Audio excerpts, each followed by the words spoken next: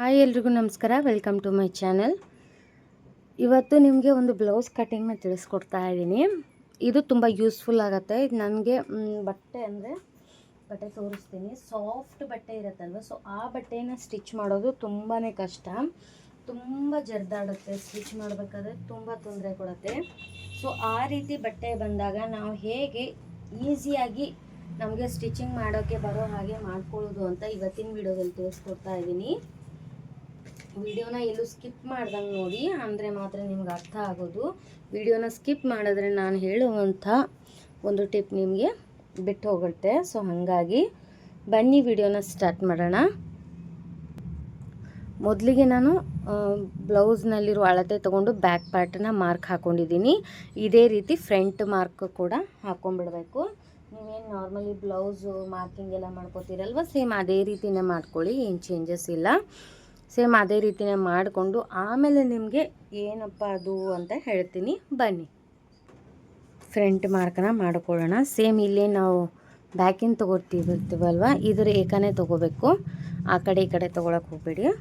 ಮೊದಲು ಆರ್ಮೂಲ್ ಇದು ಇಷ್ಟಿದೆ ನೋಡ್ಕೊಳ್ಳಿ, 5 ಇಂಚಿದೆ. ಸೊ 5 ಇಂಚು ಆರ್ಮೂಲ್ನ ಮಾರ್ಕ್ ಹಾಕ್ಕೋಬೇಕು. ಸೇಮ್ ನಾರ್ಮಲ್ ಹೆಂಗೆ ನೀವು ಲೈನಿಂಗ್ ಬ್ಲೌಸ್ಗೆ ಕಟ್ ಮಾಡ್ಕೋತೀರಲ್ವ, ಸೇಮ್ ಅದೇ ರೀತಿಯೇ ಅದರಲ್ಲೇ ಒಂದು ಟ್ವಿಸ್ಟ್ ಕೊಡ್ತೀನಿ ಅಷ್ಟೇ. ಈ ರೀತಿ ಮಾರ್ಕ್ ಹಾಕ್ಕೊಂಡು ಆರ್ಮೂಲಿಗೆ 1 ಇಂಚ್ ತೊಗೊಂಡು ಈ ರೀತಿ ಚೆಸ್ಟ್ ಬಂದು 9.5 ಇದೆ. 9.5ಗೆ ಮಾರ್ಕ್ ಹಾಕಿ, ನೆಕ್ ಬಂದು 7.5 ನೆಕ್ ಇದೆ. ಸೊ 7.5ಗೆ ನೆಕ್ಕನ್ನ ಮಾರ್ಕ್ ಹಾಕೋತೀನಿ.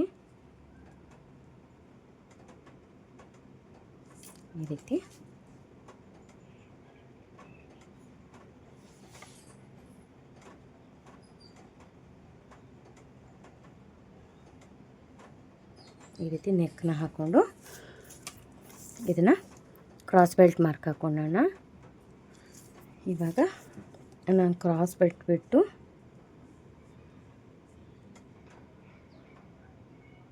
ಹನ್ನೆರಡು ಇಂಚಿಗೆ ಮಾರ್ಕ್ ಹಾಕೋತೀನಿ. ಮಾರ್ಕ್ ಹಾಕ್ಕೊಂಡು ಇದನ್ನು ಜಾಯಿಂಟ್ ಮಾಡ್ಕೋತೀನಿ. ಹಾಗೆ ಇದೊಂದು ಸ್ವಲ್ಪ ಕ್ರಾಸು ಈ ರೀತಿ ಮಾರ್ಕ್ನ ಹಾಕೋಬೇಕು. ಕರೆಕ್ಟ್ ಇದೆಯೇ ಇಲ್ವ ನೋಡೋಣ. ಕರೆಕ್ಟ್ ಇದೆ. ಅವರು ಇನ್ನೊಂದು ಸ್ವಲ್ಪ ಉದ್ದ ಹೇಳಿದರು, ಎದೆ ಏರ್ತಾ ಇದೆ ಜಾಸ್ತಿ, ಹಾಗಾಗಿ ಉದ್ದ ಇಡಿ ಅಂತ ಹೇಳಿದ್ರು. ಅದಕ್ಕೋಸ್ಕರ ನಾನು 13 ತೊಗೊಂಡ್ಬಿಡ್ತೀನಿ. 13 ಅಲ್ಲ, 12.5 ತೊಗೋತೀನಿ. ಅವ್ರಿಗೆ ಪರ್ಫೆಕ್ಟ್ ಆಗುತ್ತೆ. 12.5 ತೊಗೊಂಡು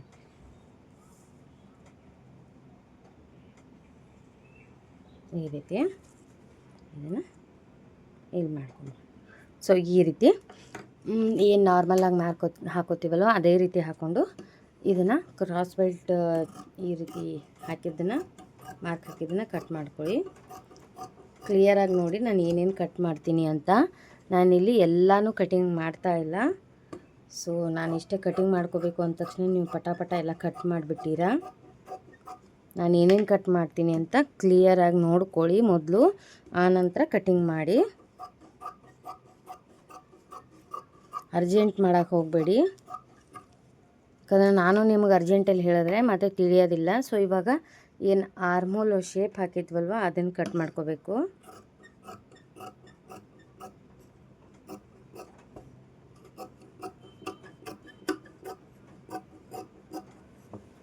ಈ ರೀತಿ ಮಾಡೋದ್ರಿಂದ ನಮಗೆ ಸಾಫ್ಟ್ ಬಟ್ಟೆ ಸ್ಟಿಚಿಂಗ್ ಮಾಡೋದಕ್ಕೆ ಈಸಿ ಆಗುತ್ತೆ. ನೋಡಿ, ಇದನ್ನು ತೆಗೀರಿ. ಚೆಸ್ಟ್ ಲೈನಿಗೆ ಒಂದು ನಾಚ್ ಹಾಕೊಂಡ್ಬಿಡೋಣ. ಇಲ್ಲೂ ಕೂಡ ನಾಚ್ ಹಾಕೋಣ. ಹಾಗೆ ಶೋಲ್ಡರ್ಗೆ ಒಂದು ನಾಚು, ಈ ಕಡೆ ಒಂದು ನಾಚ್ ಹಾಕೋಣ, ಹಾಗೆ ಈ ಕಡೆ ಒಂದು ನಾಚ್ ಹಾಕೋಣ. ಎರಡೂ ಕಡೆ ಈ ರೀತಿ ನೋಡಿ ಶೋಲ್ಡರ್ ನಾಚ್ ಹಾಕೊಳ್ಳೋಣ. ಹಾಕ್ಕೊಂಡ್ಮೇಲೆ ನಾವು ಇದನ್ನು ಏನಿದೆಯಲ್ವ ಶೋಲ್ಡರ್ದು ಈ ಮಾರ್ಕನ್ನ ನಾವು ಕಟ್ ಮಾಡಬಾರ್ದು. ಇದಿಷ್ಟೇ ಇರಬೇಕು, ನಾಚ್ ಮಾತ್ರ ಹಾಕೊಂಡ್ಬಿಡಬೇಕು. ಯಾವುದೇ ಕಾರಣಕ್ಕೂ ಕಟ್ ಮಾಡಬಾರ್ದು. ಓಕೆನಾ? ಕಟ್ ಮಾಡಿದೆ. ಇವಾಗ ಏನು ಮಾಡಬೇಕು, ನಾವು ಇದೇನಿರುತ್ತಲ್ವ ಇಷ್ಟು, ಇದನ್ನು ನಾವು ಮೇನ್ ಕ್ಲಾತ್ ಮೇಲಿಟ್ಟು ಕಟ್ ಮಾಡ್ಕೋಬೇಕು.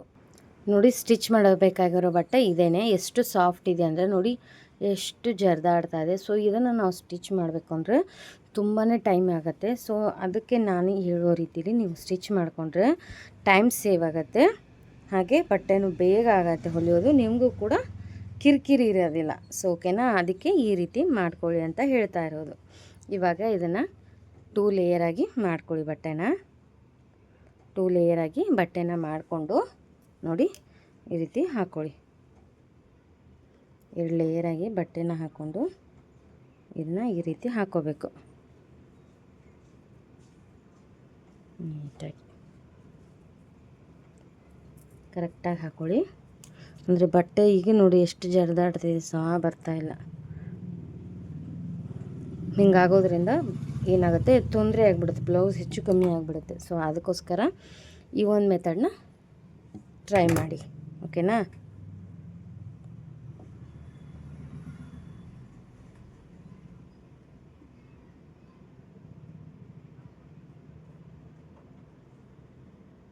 ಇದನ್ನು ನೀಟಾಗಿ ನೋಡಿಕೊಂಡು ಸವ ಮಾಡ್ಕೊಳ್ಳಿ.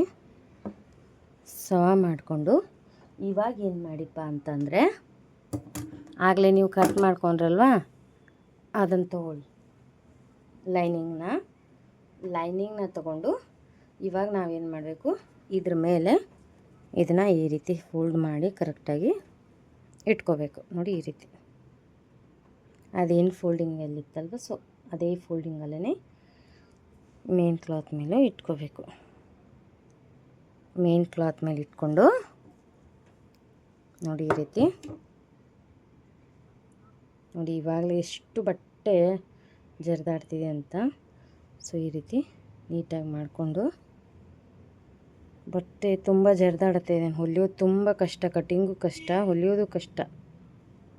ನೋಡಿ ಈ ರೀತಿ ಎಲ್ಲ ಕಡೆ ಮೊದಲು ನೀಟಾಗಿ ಸೆಟ್ ಮಾಡ್ಕೊಳ್ಳಿ. ಕರೆಕ್ಟ್ ಆಗಿದೆ ಅಂದಾಗ ಮಾತ್ರ ನಾವು ಕಟಿಂಗ್ನ ಸ್ಟಾರ್ಟ್ ಮಾಡಬೇಕು.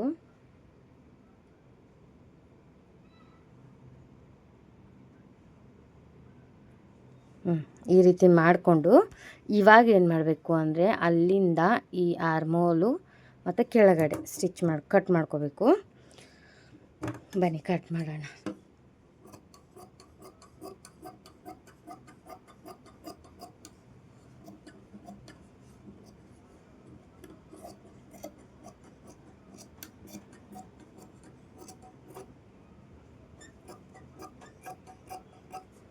ಇದೇ ರೀತಿನೇ ಮಾಡ್ಕೊಳ್ಳಿ, ಸಪ್ರೇಟ್ ಮಾಡ್ಕೊಳಕ್ಕೆ ಹೋಗಬೇಡಿ. ಅದನ್ನು ಇಲ್ಲೇ ಇರೋದು ನಿಮಗೆ ಐಡಿಯಾ. ಇದನ್ನು ಕಟ್ ಮಾಡ್ಕೊಂಡ್ರಲ್ವ, ನಿಧಾನವಾಗಿ ಈ ಕಡೆ ಜರ್ಕಿಸ್ಬಿಟ್ಟು ಇದನ್ನು ಕಟ್ ಮಾಡ್ಕೊಳ್ಳಿ.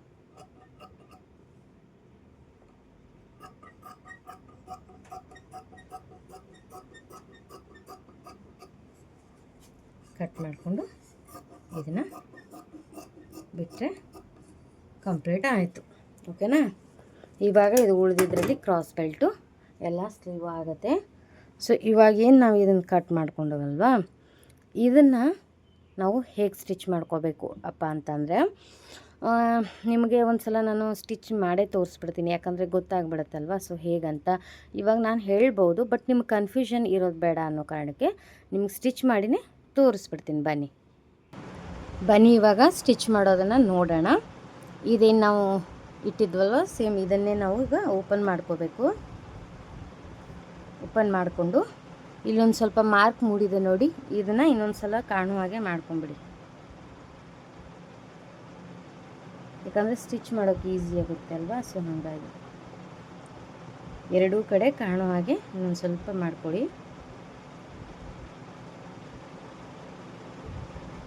ಈ ರೀತಿ ಬ್ಯಾಕು ಹಾಗೆ ಫ್ರಂಟ್ ಕೂಡ ಮಾಡ್ಕೊಳ್ಳಿ.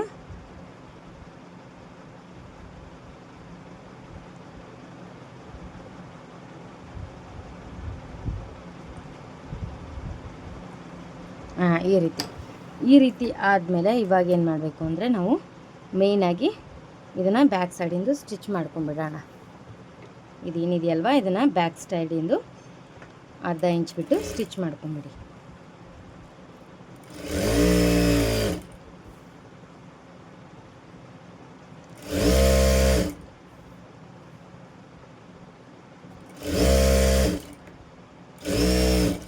ನೋಡಿ, ಇದು ಅರ್ಧ ಇಂಚಿಗೆ ಈ ರೀತಿ ಸ್ಟಿಚ್ ಆದಮೇಲೆ ಇದನ್ನು ಕರೆಕ್ಟಾಗಿ ಮಾಡಿಕೊಂಡು ಇವಾಗ ಈ ರೀತಿ ಹಾಕೋಬೇಕು. ನೋಡಿ, ಈ ರೀತಿ ಕರೆಕ್ಟಾಗಿ ಜೋಡಿಸ್ಕೊಳ್ಳಿ. ನೋಡಿ, ಈ ಮೂಲೆ ಶೇಪು, ಈ ಮೇನ್ ಕ್ಲಾತ್ ಮೂಲೆ ಶೇಪ್ನ ಸೀದಾ ಮಾಡಿಕೊಂಡು ಸೇರಿಸ್ಕೋಬೇಕು. ಈ ರೀತಿ ಈ ರೀತಿ ಆದಮೇಲೆ ಇವಾಗ ಇದನ್ನು ನಾವು ನೆಕ್ ಶೇಪ್ನ ಸ್ಟಿಚ್ ಮಾಡ್ಕೋಬೇಕು.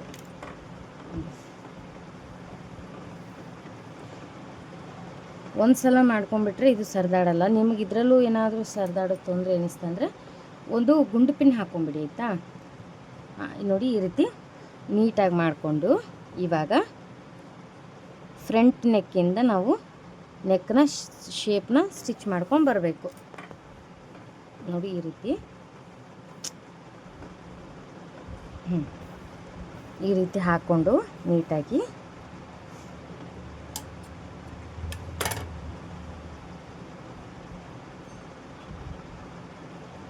ಈ ರೀತಿ ನೀಟಾಗಿ ಹಾಕ್ಕೊಂಡು ಕರೆಕ್ಟ್ ಇದೆಯಾ ಇಲ್ವಾ ನೋಡಿಕೊಂಡು ಇವಾಗ ನೆಕ್ಕನ್ನ ಸ್ಟಿಚ್ ಮಾಡ್ಕೋಬೇಕು. ಈ ಮೂಲೆ ಶೇಪು ಕೂಡ ಕರೆಕ್ಟಾಗಿದೆ. ಅದೇನು ನೀವು ಮಾತಾಡ್ತಿರ್ತೀವರಲ್ವ ಅದ್ರ ಮೇಲೇ ಸ್ಟಿಚ್ ಮಾಡಿ. ಸಾರಿ, ಅದು ಸ್ಟಿಚ್ ಮಾಡ್ತಾ ವಿಡಿಯೋ ಕಟ್ ಆಗಿಬಿಟ್ಟಿತ್ತು, ನೋಡಿರಲಿಲ್ಲ. ಸೊ ಕಂಪ್ಲೀಟಾಗಿ ನಾನು ಸ್ಟಿಚ್ ಮಾಡ್ಕೊಂಬಂದೆ. ಬಟ್ಟೆ ಎಲ್ಲೂ ಕೂಡ ನನಗೆ ಸರಿದಾಡಲಿಲ್ಲ, ಅಷ್ಟು ನೀಟಾಗಿ ಸ್ಟಿಚ್ ಬಂತು. ಇಲ್ಲಿ ಫಸ್ಟ್ ಸ್ಟಾರ್ಟಿಂಗ್ ಹಾಕುವಾಗ ಮಾತ್ರ ತೊಂದರೆ ಬರುತ್ತೆ, ಆಮೇಲೆ ನಿಮಗೆ ತೊಂದರೆ ಏನೂ ಬರೋದಿಲ್ಲ. ರೌಂಡಾಗಿ ಈ ರೀತಿ ಫುಲ್ ಬ್ಯಾಕು ಎಲ್ಲ ಏಕ ಹಾಕ್ಕೊಂಡು ಬಂದು ಇಲ್ಲಿ ಸೆಂಟ್ರಲ್ಲಿ ಏನು ಹುಕ್ಸ್ ಪಟ್ಟಿ ಗುಂಡೆ ಪಟ್ಟಿಗೆ ಶೇಪ್ ಬಂದಿರುತ್ತಲ್ವ, ಸೊ ಅಲ್ಲಿ ಕಟ್ ಮಾಡ್ಕೊಂಡಿದ್ದೀನಿ. ನಾನು ನೋಡ್ಕೊಂಡಿರಲಿಲ್ಲ, ಅದು ವಿಡಿಯೋ ಯಾಕೋ ಎಂಡಾಗಿತ್ತು.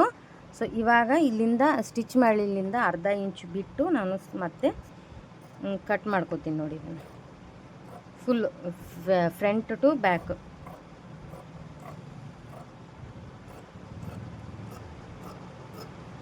ಅದು ಸ್ವಲ್ಪ ಸ್ಟೋರೇಜ್ ಫುಲ್ ಆಗಿರೋದ್ರಿಂದ ಯಾವಾಗ ಒಮ್ಮೊಮ್ಮೆ ವೀಡಿಯೋ ಸ್ಟಾಪ್ ಆಗಿಬಿಡತ್ತೆ, ಗೊತ್ತೇ ಆಗೋದಿಲ್ಲ.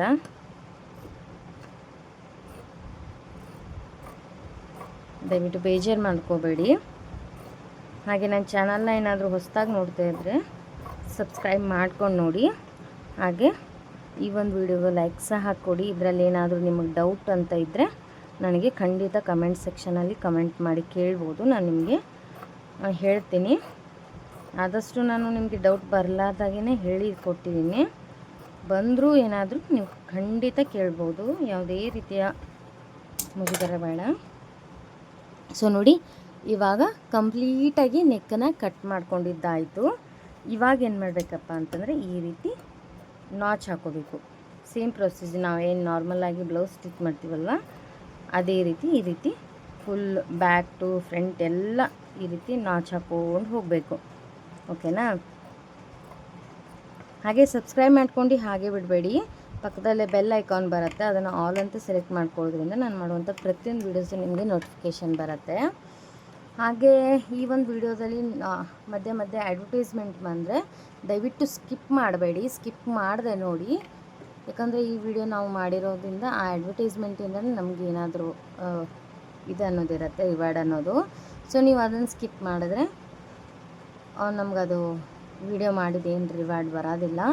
ಹಾಗೆ ನೀವು ಲೈಕ್ ಕೊಟ್ಟ ತಕ್ಷಣ ಹೈಪ್ ಅಂತ ಒಂದು ಬಟನ್ ಬರುತ್ತೆ, ಸೊ ಹೈಪ್ ಕೊಡಿ. ವಿಡಿಯೋಗೆ ಖಂಡಿತ ಹೈಪ್ ಕೊಡಬೇಕು. ಹಾಗೆ ನೋಡಬೇಡಿ ಪ್ಲೀಸ್, ಹೈಪ್ ಕೊಟ್ಟು ನೋಡಿ, ಲೈಕ್ ಕೊಡಿ, ಹಾಗೆ ಚಾನಲ್ನ ಸಬ್ಸ್ಕ್ರೈಬ್ ಮಾಡ್ಕೊಳ್ಳಿ. ಓಕೆನಾ? ಇವಾಗ ಮತ್ತೆ ಬ್ಯಾಕ್ ಸೈಡ್ದು ಸ್ಟಿಚ್ಚು ಪ್ರೆಸ್ ಸ್ಟಿಚ್ನ ಹಾಕೋಣ.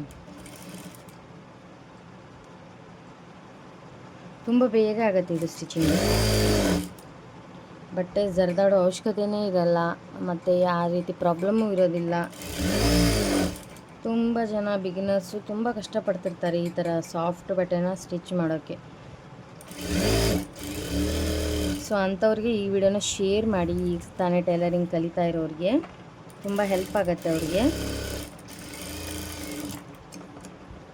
ಇವಾಗ ಬ್ಯಾಕ್ ಸೈಡಿಂದ ಆಯಿತು ಸ್ಟಿಚ್ ಹಾಕಿದ್ದು. ಇವಾಗ ಇದನ್ನು ಫ್ರಂಟಿಂದ ಮತ್ತೆ ಏನು ಆವಾಗ ಸ್ಟಿಚ್ ಹಾಕ್ಕೊಂಡ್ವಲ್ವ ಅದೇ ರೀತಿ ಮೇಲ್ಗಡೆ ಪ್ರೆಸ್ ಸ್ಟಿಚ್ಚು ಹಾಕ್ಕೊಂಡು ಹೋಗಬೇಕು. ನೋಡಿ ಈ ರೀತಿ ಫ್ರಂಟು ಪ್ರೆಸ್ ಸ್ಟಿಚ್ ಹಾಕ್ಕೊಂಡು ಹೋಗಬೇಕು. ನೋಡಿ ಈ ರೀತಿ ನೀಟಾಗಿ ಇಟ್ಕೊಳ್ಳಿ ಮೊದಲು. ಈ ರೀತಿ ಮಾಡೋದ್ರಿಂದ ನಮ್ಮ ಟೈಮ್ ಸೇವ್ ಆಗುತ್ತೆ, ಹಾಗೆ ಕಿರಿಕಿರಿ ಅನ್ನೋದು ಆಗೋದಿಲ್ಲ. ಕೆಲವೊಬ್ರಿಗೆ ಏನಾಗುತ್ತೆ, ಆ ರೀತಿ ಬಟ್ಟೆ ಜರ್ದಾಡಿದಾಗ ಕಿರಿಕಿರಿ ಅನ್ನಿಸಿದಾಗ ಸ್ಟಿಚಿಂಗ್ ಮೇಲೇನೋ ಒಂದು ಬೇಸರ ಮಾಡ್ಕೊಂಡ್ಬಿಡ್ತಾರೆ. ಯಬ್ಬಾ ಎಂಥ ಬ್ಲೌಸು, ಈ ಬ್ಲೌಸ್ ಹೊಲಿಯೋಕ್ಕಾಗಲ್ಲ ಅಂತ. ಕೆಲವೊಬ್ಬರು ಈಗ ತಾನೇ ಹೊಲಿತಾ ಇರ್ತಾರೆ, ಅವ್ರಿಗೆ ಈ ರೀತಿ ಸಾಫ್ಟ್ ಬಟ್ಟೆ ಬಂದಾಗ ಅಯ್ಯೋ ಹೊಲಿಯೋಕ್ಕೆ ತೊಂದರೆ ಆಗುತ್ತೇನೋ ಅಂದ್ಕೊಂಡು ನಾನು ಬಟ್ಟೆ ಆ ಥರದ್ದು ಹೊಲಿಯಲ್ಲ ಅಂತ ಕೆಲವೊಬ್ಬರು ಈ ಥರ ಸಾಫ್ಟ್ ಬಟ್ಟೆನ ತೊಗೊಳ್ಳೋದೇ ಇಲ್ಲ, ಕಿರಿಕಿರಿ ಆಗ. ಇದೇ ರೀತಿಯೇ ಕಂಪ್ಲೀಟಾಗಿ ಸ್ಟಿಚ್ ಮಾಡ್ಕೊಂಡು ಹೋದರೆ ಈ ಟಿಪ್ಸು ಫೈನಲ್ ಆಗುತ್ತೆ. ಸೊ ಈ ಟಿಪ್ಸು ನಿಮ್ಗೆ ಇಷ್ಟ ಆಯಿತು ಅಂದ್ಕೊತೀನಿ. ಇಷ್ಟ ಆಗಿದರೆ ಲೈಕ್ ಕೊಡಿ, ಶೇರ್ ಮಾಡಿ, ಹೈಪ್ ಮಾಡಿ, ಚಾನಲ್ನ ಸಬ್ಸ್ಕ್ರೈಬ್ ಮಾಡಿ.